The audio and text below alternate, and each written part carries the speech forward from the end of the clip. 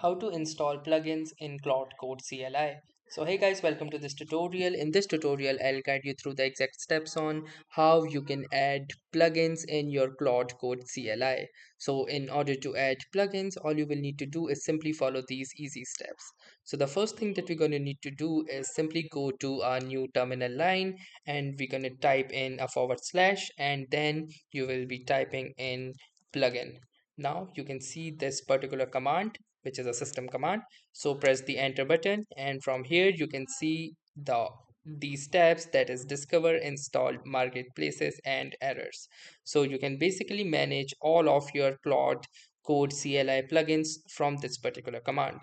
Now to install any particular plugin, you can simply go to the discover option, or either you can search for the same if you already know the name, or you can also go from here. So as you can see, I have different plugins like the Contact 7. It also gives you some of the options that upstash Contact 7 MCP servers for up-to-date documentation or automated code reviews. And also we have the GitHub MCP server plugin as well. So let's say if I wish to install the context 7, what I can do is simply go to the context 7 and then I'm gonna press the enter key.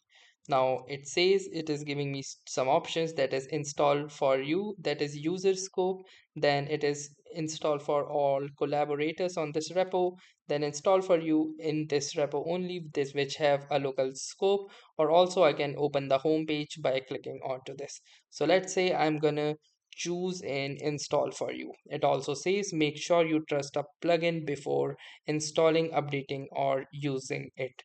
So let's say I'm going to go with the first option, that is install for you user scope. And now you can see this message that says installed contact 7, run this particular command in order to apply. So what I'm going to do is simply type in the command, that is reload plugins. Then once I will hit the enter button, you can see that it has successfully added this plugin into my Claude Code CLI. So that was all for this tutorial. Thanks for watching and have a nice day.